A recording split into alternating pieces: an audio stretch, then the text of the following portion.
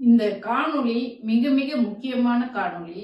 ஏனென்றால் முதலாக ஒன்றிய அரசாங்கம் கொண்டுட்டு வந்த ஒரு விதிமுறையை நம்ம முதல்வர் வரவேற்றிருக்கிறாரு. எனக்கு தெரிஞ்சு இதுதான் பிஜேபி அரசாங்கத்தோட விதிமுறையை முதலாக நம்ம முதல்வர் வரவேற்றது. நம்ம முதல்வர் வரவேற்கிறார் என்றாலே எதிர்ப்பு இருக்கும். யார்கிட்ட இருந்து? பார்ப்பனர்கள்கிட்ட இருந்து எதிர்ப்பும் இருக்கும் இல்லையா? அந்த எதிர்ப்பு பார்ப்பனைய மாணவர்கள் அகில இந்திய அளவுல போராட்டம் பண்ணிட்டு இருக்காங்க. அது குறித்தும் நீட் மீண்டும் கொண்டுட்டு வந்திருக்கிறாங்க.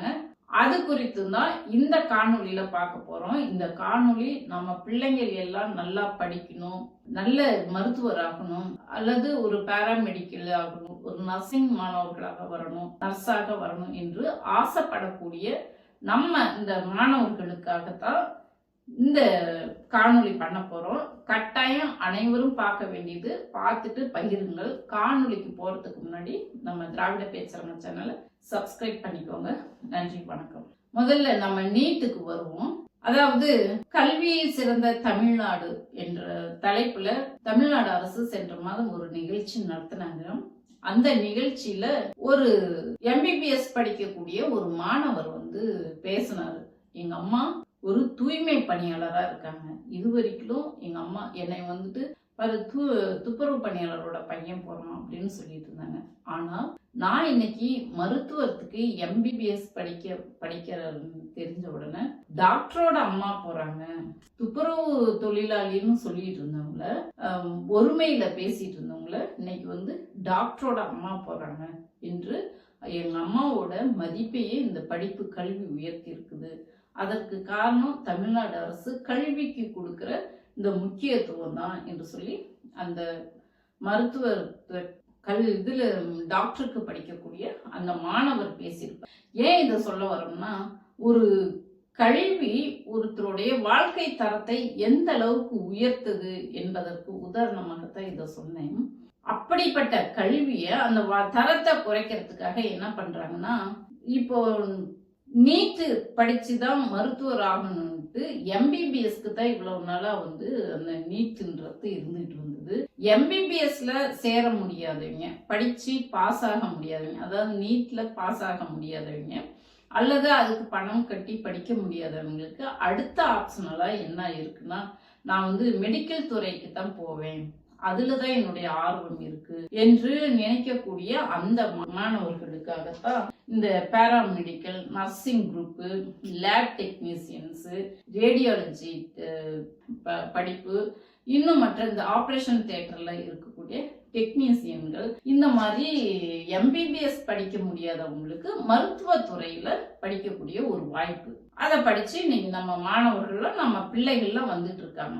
அது என்ன பண்ணிட்டு இருக்காங்கன்னா, இந்த ஒன்றிய அரசாங்கம் நீட்டு இந்த படிப்புக்கும் கொண்டுட்டு வந்திருக்கிறதுக்காக புதிதாக ஒரு அறிக்கையை விட்டிருக்காங்க. அதை கண்டிச்சுதான் இப்போ 31/1/2026 அன்னைக்கு திராவிடர் கழகம் சார்பாக போராட்டமும் அறிவிச்சிருக்காங்க. அந்த ஒவ்வொரு மாவட்டம் வரைய மாணவர் கழகம் நடக்குது. கட்டாயம் நம்ம பிள்ளைங்க படிக்கணும் அப்படின்ற ஆர்வம் உள்ள பெற்றோர்கள் எல்லாரும் போய் அந்த போராட்டங்கள்ல கலந்துக்கணும். சரிங்களா? ஏன்னா ஒன்றிய அரசாங்கம் நம்ம பிள்ளைகளோட, தாழ்த்தப்பட்ட பிற்படுத்தப்பட்ட பிள்ளைங்களோட கல்வியை பறிக்கிறதுலயே அவங்க குறியா இருக்காங்க. அதை கண்டிச்சு தான் நாளைக்கு போராட்டம் அறிவிச்சிருக்காங்க. நம்ம தமிழ்நாடு முதல்வர் அவர்களும் கண்டிச்சிருக்காரு இந்த நீட்டு அறிவிப்பு குறித்து. ஏன்னா எம்பிபிஎஸ்க்கு மட்டும்தான் இருந்தது. இப்ப இதையாவது படிச்சு நம்ம மருத்துவ கனவை நிறைவேற்றிக்கலாம் அப்படின்னு நினைக்கிற அந்த மாணவர்களுக்கும் நீட்டை கொண்டுட்டு வந்துட்டாங்க. நீட்டு எவ்வளோ பெரிய கட்டாயமான அந்த படிப்பு, அதனால எத்தனை உயிர்கள் இழந்திருக்குன்னு நமக்கு தெரியும். கடுமையான படிப்பு என்று. சரிங்களா? அது ஒரு பக்கம். இதை கண்டிச்சு நாளைக்கு திராவிடர் கழகம் போராட்டம் நடத்துறாங்க. இன்னொரு பல்வேறு கட்சிகளும் கண்டனம் தெரிவிச்சுட்டு இருக்காங்க. இது ஒரு பக்கம் இருந்தாலும், நான் சொன்னேன் இல்லையா, அது என்ன பார்ப்பனர்கள் மாணவர்கள் போராட்டம் அப்படின்னு சொல்லி கேட்பீங்க. ரெண்டாவது, இதுக்கு முதல்வர் வரவேற்கணும் அப்படின்னு சொல்லிட்டு ஒரு கேள்வி கேட்பீங்க. அதாவது ஒன்றிய அரசாங்கத்தோட கல்வி நிறுவனங்கள்ல யூஜிசின்னு ஒரு அமைப்புக்கு வந்து ஒரு ஒழுங்கு விதிமுறையை கொண்டுட்டு வந்திருக்காங்க. அந்த விதிமுறையை கண்டிச்சு தான் பார்ப்பன மாணவர்கள் போராட்டம் இருக்காங்க. என்ன எதுக்காக இந்த விதிமுறைனாக்க, அகில இந்திய அளவுல இருக்கக்கூடிய ஒன்றிய அரசாங்கத்தின் கல்வி நிறுவனங்கள்ல தாழ்த்தப்பட்ட, பிற்படுத்தப்பட்ட, மிகவும் பிற்படுத்தப்பட்ட இந்த மாணவர்கள்லாம் தற்கொலை செய்யக்கூடிய சூழ்நிலை அதிகம் வருது. இங்க தீண்டாமை கடைபிடிக்கப்படுகிறது. இந்த சமூகத்தை சார்ந்தவர்கள் என்பதற்காக அவங்கள் மீது வந்து தாக்குதல்கள் நடத்தப்படுகின்றன என்பதற்காக ஒரு ஒழுங்குமுறை விதிமுறைகளை வந்து யுஜிசி விதிச்சிருக்கு. அந்த விதிமுறைய கண்டிச்சு தான் இந்த பார்ப்பனர் மாணவர்கள் போராட்டம் இருந்துட்டு இருக்காங்க. இந்த மாணவர்கள் முதலாக இப்பதான் போராட்டம் நடத்துறாங்க அப்படின்னு இல்ல. இவங்க எப்படிப்பட்டவங்க என்று சொல்லணும்னாக்க, இந்த 1996 பிற்படுத்தப்பட்டவர்களுக்கும் இடஒதுக்கீடு கொண்டுட்டு வரணும்னு சொல்லிட்டு அந்த மண்டல் கமிஷனை அமல்படுத்தும் போது இந்திய அளவுல இருக்கக்கூடிய பார்ப்பனர்கள்லாம் சேர்ந்து நீங்க வந்துட்டு இந்த 27% இடஒதுக்கீட்டை அமல்படுத்தினாக்க இந்த பிற்படுத்தப்பட்ட மாணவர்கள்லாம் எல்லா துறைக்கும் வந்துட்டாக்க அப்ப எங்களோட நிலை என்னாகும்? யாரும் இந்த பார்ப்பனர்கள் கேட்டு அவங்க ஒரு பதாகைகளை வச்சுட்டு நாங்க தீ குளிக்கிறோம் என்று சொல்லி போராடினாங்க. அந்த பதாகையில என்ன இருக்குன்னா, நாங்க வந்து குப்பை கூட்டும் வேலைக்கு போகுமா, நாங்க வந்து கூலி வேலைக்கு போகணுமா என்று சொல்லித்தான் அவங்க வந்து போராட்டம் இருந்தாங்க. இப்போ இந்த பிற்படுத்தப்பட்ட மாணவர்களுக்கு இடஒதுக்கீடு கொடுத்தாக்க இவங்களுக்கு என்ன பாதிப்பு, என்ன அவங்களுக்கு பிரச்சனை வருதுன்னாக்க, இப்போ அவங்க செஞ்சிட்டு இருந்த வேலைய இவங்க பகிர்ந்துக்கிறாங்க. பிற்படுத்தப்பட்ட மாணவர்கள் அந்த வேலைக்கு போறாங்க என்பதற்காக இந்த பார்ப்பனர்கள் எல்லோரும் அப்போ அந்த மண்டல் கமிஷன் அமல்படுத்தும் போது எல்லாம் அகில இந்திய அளவுல போராடி நெருக்கடி கொடுத்தாங்க ஒன்றிய அரசாங்கத்துக்கு. அதனால விபி சிங் அரசாங்கமே கலைக்கப்பட்டது. ஆனா தமிழ்நாட்டில இருந்து தான் இந்த மண்டல் கமிஷனை அமல்படுத்துறதுக்கு திராவிட முன்னேற்ற கழகம் சார்பாகவும் நம்ம முத்தமிழறிஞர் கலைஞர் அவர்களும் மற்றும் திராவிடர் கழக தலைவரும் மண்டல் கமிஷனுக்கு ஆதரவாக திராவிட இயக்கங்கள் குரல் கொடுத்தது தமிழ்நாட்டில இருந்து தான். அதனாலதான் விபி சிங் அவர்களுக்கு சமூக நீதி காவலர் என்ற அந்த அவருடைய இந்தியாவிலேயே முதலாக தமிழ்நாட்டில தான் நம்ம திராவிட மாடல் முதல்வர் அவர்கள் சிலை வச்சிருக்காங்க. அப்படி மண்டல் கமிஷனை எதிர்த்து போராடின அந்த பார்ப்பனர்கள் தான் இந்த இப்போ யுஜிசி ஒழுங்குமுறை விதிமுறைகளை கண்டிச்சும் போராட்டம் இருக்காங்க. ஜனவரி 13 2026 அன்னைக்கு இந்த சமத்துவத்தை மேம்படுத்துவதற்கான ஒழுங்குமுறை விதிமுறைகள் கொண்டுட்டு வந்திருக்காங்க. இத கண்டிச்சு தான் இந்த பார்ப்பனர் மாணவர்கள் அகில இந்திய அளவுல போராட்டம் இருக்காங்க. நம்ம முதல்வர் இதுக்கு ஆதரவு தெரிவிச்சு இந்த விதிமுறைகள் மிகவும் தாமதமான விதிமுறைகளாக இருந்தாலும் வரவேற்கத்தக்கவை. ஏன்னா அகில இந்திய அளவுல பிற்படுத்தப்பட்ட தாழ்த்தப்பட்ட மாணவர்களுடைய தற்கொலைகள், இறப்புகள் மிகவும் அதிகமாயிட்டு இருக்குது. அதை தடுக்கணும் எப்படியாவது. ரெண்டாவது வந்து இந்த காஷ்மீர் போன்ற மாநிலங்களில் இருக்கக்கூடிய சிறுபான்மையினர்கள் மீது பெரும் அளவுக்கு தாக்குதல்கள் நடந்துட்டு இருக்குது. பார்ப்பனர் மாணவர்கள் போராட்டம் இருக்கிறாங்க என்பதற்காக நீங்க விதிமுறைகளை தளர்த்திடக்கூடாது. சமூக நீதிக்கான அந்த சமத்துவத்தை நிலைநாட்டுவதற்கான அந்த விதிமுறைகளை நீங்க வந்துட்டு வகுக்கிறதுல உறுதியாக இருக்கணும் என்று சொல்லி நம்ம முதல்வர் அவர்கள் கூட அரசாங்கத்தை வலியுறுத்தி இருக்கிறார். ஒரு பக்கம் வரவேற்பும் தெரிவிச்சுட்டு ஒரு பக்கம் வலியுறுத்தி இருக்கிறாரு. ஆனா இந்த பார்ப்பன மாணவர்கள் எங்களோட உரிமை பறிக்கப்பட்டது என்று சொல்லி அகில இந்திய அளவுல போராட்டம் இருக்கிறாங்க. எதனால இவங்க உரிமை பறிக்கப்பட்டதுன்னா, அந்த யுஜிசி அமைக்கப்பட்ட அந்த குழுவுல எங்களையும் வந்து மெம்பர்ஷிப்பாக போடணும், உறுப்பினராக போடணும் என்று சொல்லி இந்த பார்ப்பன மாணவர்கள் வந்து கோரிக்கை வச்சு போராடிட்டு இருக்காங்க.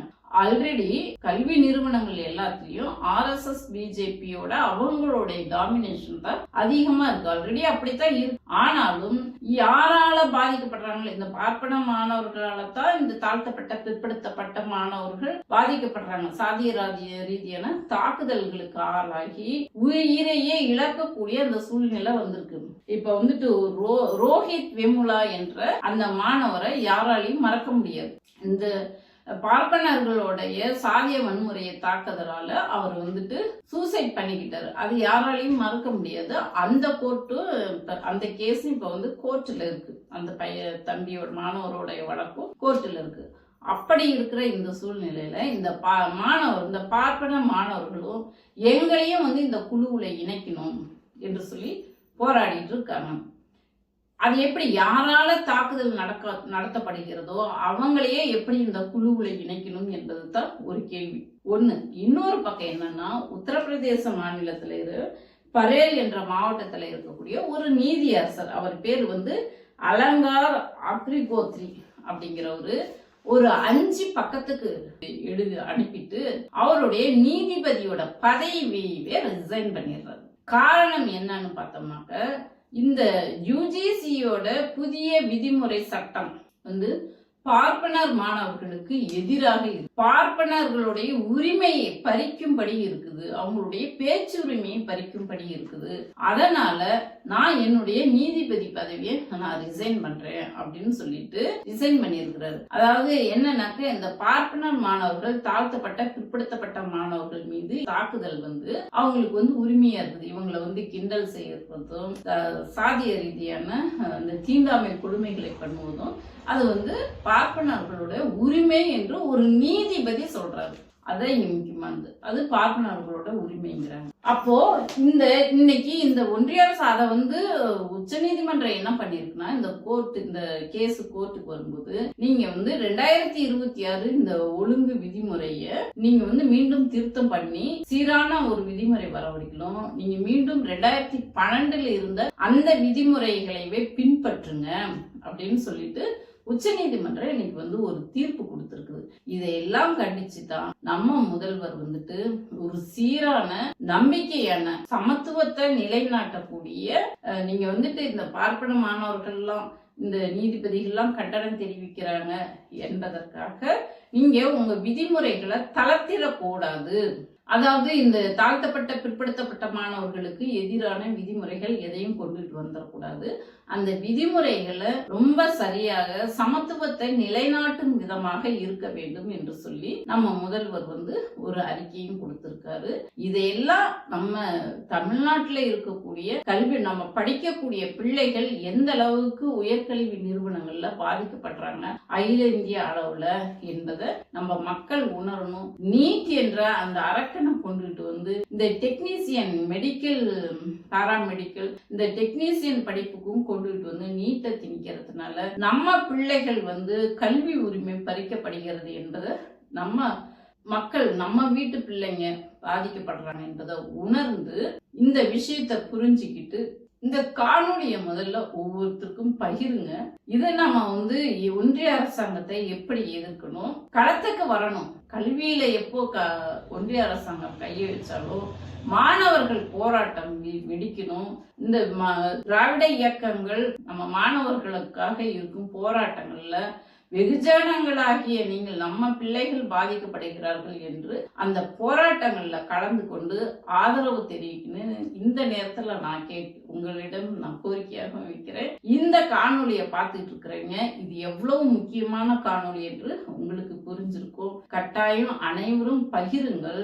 அந்தந்த மாணவர்களுக்கு நம்ம இன்னைக்கு நம்மளுடைய கல்வி எந்த அளவுக்கு ஆபத்துல இருக்கு என்பதை மாணவர்களிடம் நம்ம கொண்டு போய் சேர்ப்போம். நன்றி, வணக்கம்.